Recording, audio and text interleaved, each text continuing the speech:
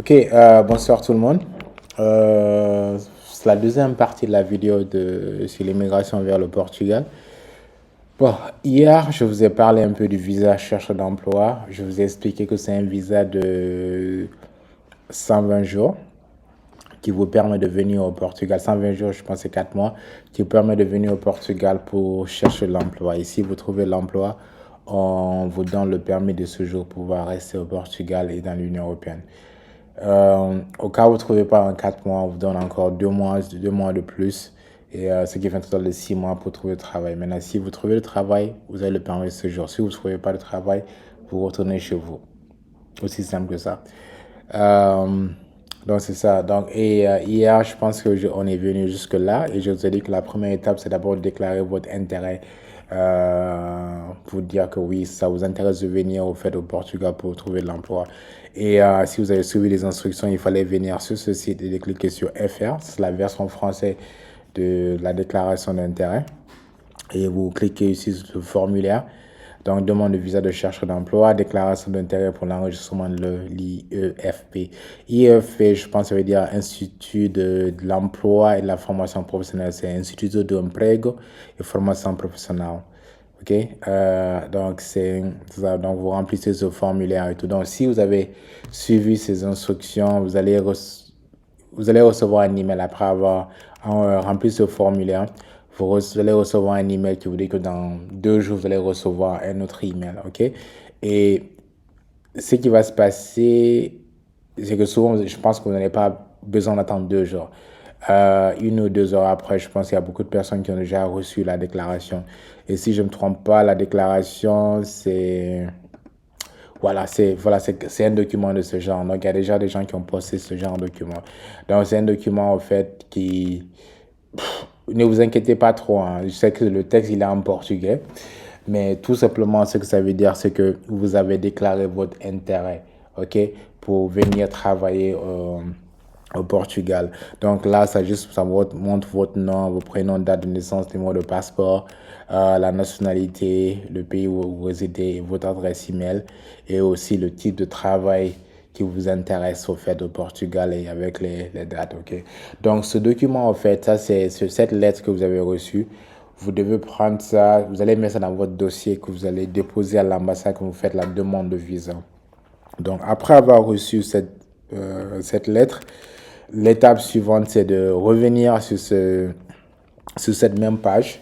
Toutes les informations sont là, hein. Donc, toutes les informations sont écrites ici. Donc, l'étape suivante, d'abord, c'est de remplir le formulaire demande de visa. Le formulaire demande de visa, c'est que si vous avez déjà demandé un visa avant, vous savez à quoi ça ressemble. Mais je vais cliquer dessus. Et en passant, c'est écrit c'est National Visa, ok? Ça, c'est un visa national. C'est pas un visa Schengen, c'est un visa national. Donc, c'est un visa pour rester au fait de Portugal. C'est un visa uniquement pour le Portugal. On peut l'utiliser pour d'autres pays aussi, mais c'est un visa qui est national. Donc, vous pouvez pas le faire, vous pouvez pas faire une demande dans une autre ambassade, au fait, seulement sur l'ambassade du Portugal, ok? Donc, vous remplissez ce formulaire. Malheureusement, j'ai pas trouvé la version en français. J'ai vu que la version en anglais et la version en portugais. Donc, si la page est en anglais, vous allez recevoir la version en anglais. Si la page est en portugais, vous allez recevoir la version en portugais. J'ai cherché après la version en français, je n'ai pas pu trouver. But anyway, donc vous remplissez ce formulaire, vous mettez les informations dessus et après vous signez, vous mettez la date ici et voilà. Donc là, c'est la première des choses à faire. Et deuxièmement, il faut un passeport. Votre passeport doit être valide. Donc, avec une validité d'au moins à peu près 1 an, je pense. Au moins une validité de 1 an. Donc, si vous avez un passeport qui expire en janvier, ça ne marchera pas. OK? Si votre passeport expire en janvier, si votre passeport expire même dans les 6 mois à venir, je pense pas que ça va marcher. Donc, il vous faut au moins peut-être une année minimum, 8 mois, 9 mois ou quelque chose de ce genre. Au minimum 9 mois, je pense, hein. Anyway. Donc, il faut le passeport, un passeport qui est valide. Il vous faut 2 photos d'identité. Il vous faut, si vous habitez dans un pays autre que votre pays de nationalité, donc il faudra montrer votre preuve de résidence dans ce pays. Ça peut être un certificat de résidence, ça peut être une carte de résidence, ouais. Et quatrièmement, ici, on dit Bon, ici, ce que ça veut dire, c'est que, d'abord, laissez-moi cliquer dessus, vous allez voir. OK? Donc là, on dit déclaration d'autorisation. Ça veut dire c'est une déclaration de l'autorisation. En fait, ça, vous autorisez, en remplissant ce formulaire, vous autorisez, au fait, la police de l'immigration portugaise de mener une enquête sur vous, de voir est-ce que vous êtes une personne, quelqu'un qui n'a pas commis de crime, tout ce genre de... Donc, ils vont aller, je pense qu'ils vont chercher avec l'Interpol. Ils vont voir si votre nom est fiché là-bas. Donc, si vous avez commis des crimes, il y a un problème.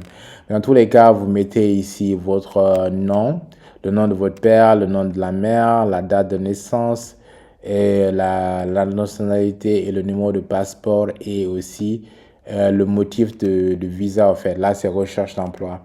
Mettez en portugais, c'est procura de trabalho ou mettez juste trabalho. OK? Et après, ici, ça, c'est la ville où vous avez rempli le formulaire. Si c'est Conakry, vous mettez Conakry ou Dakar ou Kinshasa, whatever. Et après, là, c'est le jour. Donc, aujourd'hui, on est le 12. Mettez le 12 ici. Octobre, vous mettez octobre, tout en lettres. Et là, vous mettez 2023. Donc, si vous avez rempli ça aujourd'hui, après, vous signez. Donc, là, encore, c'est une autorisation, en fait, que vous donnez à la police d'immigration portugaise, au fait, de mener une enquête pour voir si vous êtes quelqu'un qui n'a pas commis de crime ou qui a des problèmes avec la loi. OK? Donc, il faudra remplir ça. Et il faudra aussi un extrait de casier judiciaire, ok, de là où vous habitez. Donc, si vous habitez en Guinée, vous devez trouver un extrait de casier judiciaire aussi. Et il faut une assurance voyage qui couvre les frais médicaux, les urgences et tout ça. Et peut-être même la répatriation. Je pense que c'est ça le mot. Et il vous faut un billet aller-retour. Donc, comme je vous dis, c'est un visa, au fait, pour rester au Portugal. Mais comme je vous ai dit, c'est d'abord pour 4 mois. Après, on peut vous donner 2 mois supplémentaires. Donc, ce qui fait un total de 6 mois. Donc, si vous prenez un billet, vous faites une réservation de billet, prenez un billet au moins de 6 mois, en fait. Tu vois quoi? Non, au plus de 6 mois. OK? Donc, vraiment de 6 mois. Peut-être 5 à 6 mois. Donc, si par exemple vous prenez votre départ pour le Portugal, c'est le 1er janvier, donc on suppose que le retour sera le 30 juin. OK? Parce que ça coïncide au fait avec la période de 6 mois. Et finalement, ce qui est très important, c'est il faudra prouver au fait que vous avez les moyens financiers pour couvrir vos dépenses pendant les 3 premiers mois. Et ça, ce montant, en fait, correspond au salaire minimum au Portugal. OK? Le salaire minimum au Portugal, c'est vraiment 750, 760 euros, ce qui est très petit par rapport à l'Union européenne, mais c'est comme ça. Donc, on peut l'arrondir à 800 euros le mois. Donc, ça, c'est à peu près 2400 euros pour les 3 mois. Donc, ce qui fait à peu près, si vous êtes en Guinée, c'est 24 millions, vous êtes dans la zone CFA, à peu près les 2 millions, je suppose. 2 millions, ça sera un peu plus que ça, mais ça va. Donc, 2 millions un peu de francs CFA. Et si vous êtes dans un autre pays, prenez juste 2400 euros, 2500 euros, convertissez ça dans votre monnaie et voilà. Donc, il vous faut ça, il faut que vous ayez soit dans votre compte bancaire, soit vous avez, en tout cas, vous avez un moyen de prouver. Le compte bancaire, c'est la meilleure des choses. Au fait, où vous avez un parent, votre père, votre oncle, entre vos tuteurs, qui va écrire une lettre d'engagement qui dit, OK, je suis prêt à payer les frais de cette personne, le logement, tout ça, quand ils vont venir au Portugal. Et avec leur relevé de compte bancaire aussi. Donc, je pense qu'il faudra attestation bancaire, relevé bancaire. Ce sont les deux qui vont prouver que vous avez les moyens qu'il faut. Maintenant, ici, si vous avez vous connaissez quelqu'un qui est portugais ou qui est un résident au Portugal, et qui est prêt à écrire une lettre disant que oui, je vais m'occuper des frais de cette personne.